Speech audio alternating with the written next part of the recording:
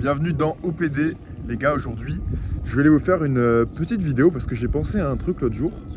C'est le fait de se concentrer beaucoup sur le développement personnel 2.0, c'est-à-dire améliorer sa vie avec des choses concrètes, pas juste émotionnelles, mais en réalisant des choses, avec l'arrivée des routines du matin, du soir, etc.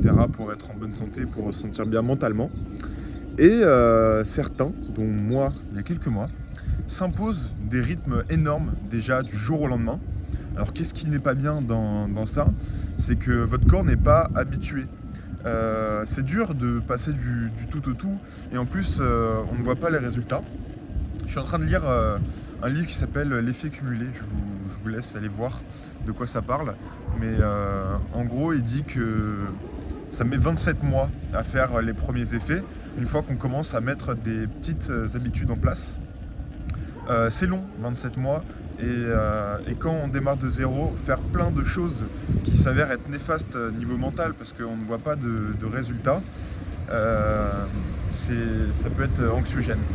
Donc j'ai commencé à changer ma routine et à me demander pourquoi je faisais ça et à faire des choses que j'aimais. En fait, il y a un panel énorme de choses bien à faire, et donc il faut choisir celles qui vous plaisent. Par exemple, lire 10 pages d'un livre, vous n'êtes pas obligé de lire un livre qui est bien par rapport à la société. Vous pouvez lire un livre qui vous plaît à vous. Ça peut être du fictif, du non fictif, de l'histoire, enfin peu importe. 10 pages, c'est 10 pages, vous allez vous habituer à lire, et en fait ça va éveiller un peu votre curiosité, et de là vous allez vous intéresser à plein de choses. Ça sert à rien de vous forcer au début à vous intéresser à des choses qui ne sont pas encore dans votre vie. Et pour revenir à ce que je disais, il faut instaurer des changements petit à petit. Ça peut être juste ne pas regarder son téléphone pendant 1 heure le matin. Vous allez mettre du temps à vous habituer, et puis après vous verrez l'effet sur le court terme, et ensuite le long terme en continuant cette habitude. Et c'est vrai que ça peut être tentant au bout d'une semaine d'arrêter parce qu'il y a eu ce manque et il n'y a pas eu encore le bénéfice.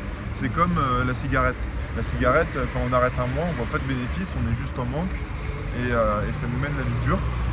Et pour ça, il faut savoir quel effet ça fait sur nous. Sauf que c'est compliqué d'imaginer l'effet alors qu'on ne l'a jamais ressenti. Et c'est ça le piège de la difficulté.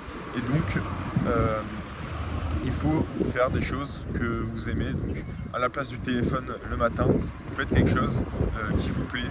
Ça peut être prendre un petit déj avec votre famille, appeler quelqu'un, j'en sais rien, écouter un podcast sur quelque chose qui vous anime, peu importe. Et voilà, donc y aller petit à petit. À force de faire ces bonnes habitudes, vous allez changer d'environnement. Alors, peut-être que vous allez aller marcher, vous concentrer sur le sport, faire des trucs qui vous apportent la dopamine que vous n'avez pas en étant sur votre téléphone, en mangeant n'importe quoi. Ça, vous en avez entendu parler. Donc voilà, c'est un effet un peu rétroactif sur toute votre vie. Et pour vous parler un peu de mon expérience, en fait, j'ai commencé à vouloir prendre des douches froides, à aller au café le matin, travailler, à prendre plein de choses sans vraiment m'intéresser. Et en fait, au bout d'un moment, j'ai fait un burn-out et, entre guillemets, plutôt une crise existentielle où au bout de 3 mois, à me lever tous les matins à 5h30, à aller travailler de 9h à 19h ensuite et de me coucher direct, je me suis dit, ok, pourquoi je fais ça en fait? J'ai pas vu de résultat, c'est ce que je vous disais avec l'effet cumulé. Je me suis dit, pourquoi je fais ça? Et pendant 3 semaines, j'ai plus rien fait, mis à part les vidéos.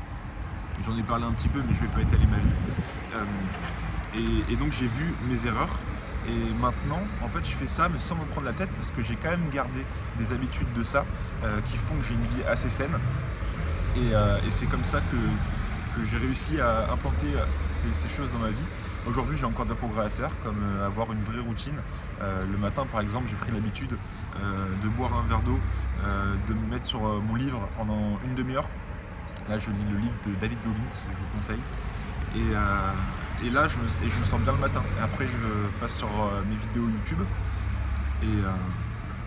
Et voilà, je suis prêt à démarrer la journée, et je me réserve le soir après le taf pour être tranquille, regarder un petit film et ensuite lire tranquillement. Donc voilà, pour résumer, faites une routine qui vous plaît, petit à petit, en sachant pourquoi vous la faites et en vous disant que dans quelques mois vous verrez les résultats et que ce sera une bonne surprise parce que vous ne savez pas ce que ça va faire dans votre vie. Mais en tout cas ça va améliorer vos relations, votre sommeil, votre sport, etc. En tout cas moi je vous dis à demain pour un nouveau PD et ciao.